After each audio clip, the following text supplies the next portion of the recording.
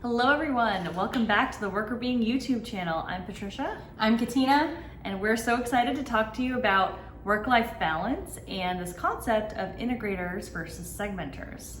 Yeah, so basically there are two ways that people tend to prefer to approach their work life, and people generally fall into one or the other category a little bit more. Some are very extreme in one category, others are a little bit more in the middle, but these two strategies are called integrating and segmenting, and they do basically what they sound like, which is some folks like to do work and life tasks alternating throughout the course of the day. So maybe you do a little work in the morning and then go do a little laundry if you're working from home, and then you go back to a work task, for example. And other people like to segment. So they like really clear boundaries between their work and life. So they do, 9 to 5, let's say, and then once 5 o'clock hits, they're done. And there's actually a little quiz. Well, we're calling it a quiz, but basically it's some questions that researchers ask to determine whether or not somebody's an integrator versus a segmenter as they're doing research in this space. So we're gonna ask those questions, and then, so grab a piece of paper right now while we're talking about it if you need it, so you can jot down your responses. And that is going to help you determine which category you might fall into. So the scale is on 1 to 5 scale. Yes. From strongly disagree to strongly agree. So 5 is strongly agree. Like, I totally agree with everything about the sentence. Strongly disagree could be further from what you are, how you feel. So you want to go ahead and get started reading those questions? Yeah, so on a scale of 1 to 5, from strongly disagree to strongly agree, write down whether 1 to 5. The answer to this question: I like to mix work and life activities throughout the course of the day. So 1 to 5, strongly disagree to strongly agree. Do you like to mix work and life activities throughout the course of the day? Second question: I would prefer not to have separation between my working hours and my hours spent on life tasks. You don't want to have separation between your work and your hours spent on life tasks. Third question: I don't mind if I get interrupted by work tasks when I'm doing a life task, or vice versa. And then the last one: I prefer that the boundaries between my work life and my home life are fluid and flexible. So those are the 4 questions. Write down from a scale of 1 to 5 your responses to those, and then add them up. And when you add them up, what we're looking at here is basically the higher your score is. So if you're on the high end, which is, what is this, 5 times 4, 20 is your high. So the highest score you can get is a 20.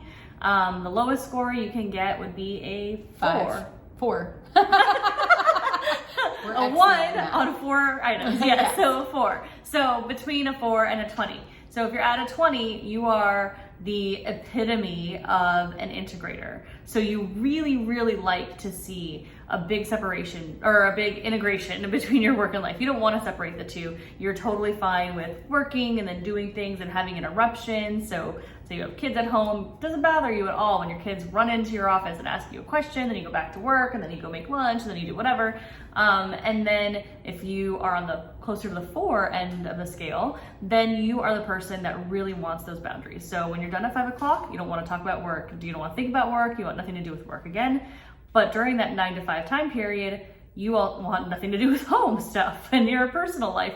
You don't want to be interrupted. You would get very frustrated if your kids ran in and asked you some questions, or if you had to run an errand or do something in the middle of the day. So you are really the person that wants to segment between the two. Yeah, so it's important to know which one of these you are, or if you're a manager, to know where the folks on your team fall, because when people are unable to manage work and life in a way that's preferable to them, a lot of things can end up being affected. People feel more burnout, they can feel less satisfied with their work, they can feel less satisfied with their lives. So there's a lot that is going into whether or not you're actually able to do this in a way that you prefer, and it's not a blanket statement for everybody. So if these 4 questions help you learn something about yourself, that can help you to figure out ways to structure your day to sort of lean into the way that you prefer to do things, and make sure that you're actually consciously creating a schedule that has more of that, those characteristics or features. of an integration or segmentation. And then if you have a team that you don't know which their preferences are, it could be useful to really share these questions and have this conversation to figure out who's an integrator, who's a segmenter, and how you might be able to facilitate a work environment so that people can work according to their preferences and not feel like they're boxed into whatever way works for you, which generally tends to be the way that we expect other people to act. So when you can think about a couple of key tips as to how these different types of work-life balance people can work together. So it's really important for everyone to think about the segmenters in terms of like an end time. So if you are an integrator and you're somebody that might work at 7 p.m. doing something that you didn't get to finish because you were doing life stuff during the day, totally fine. Still recommend you have an end time, at least 2 hours before bed, so you can kind of decompress. However, your coworkers that are segmenters might be completely done at 5 o'clock, and then now you maybe have questions or you have an email that you want to write, etc. Always consider them because they're going to be hit the hardest if they're being disrupted in the evening. So make sure that you schedule your emails. You don't send them at that moment. If you have Slack messages, whatever, schedule them to go out in the morning when they're back. And if you don't know if someone's an integrator or a segmenter, it's probably best to just assume segmenter and schedule everything so that everyone's kind of working or communicating with each other within a specific set of core hours that they can be segmenting effectively and not be disrupted. And then on the flip side, if you're a segmenter and you work with a lot of integrators, they may be offline in the middle of the day because they're doing something. And make that culture and that climate where you're able to do that, where people can step away for an hour or two, as long as obviously they're not missing important meetings. And that's fine, and it's not a big deal. And you can feel free to send them a message during that time, right? Because we still have this core hours idea, because they don't care if you're disrupting them when they're doing whatever life skill thing that they need to do.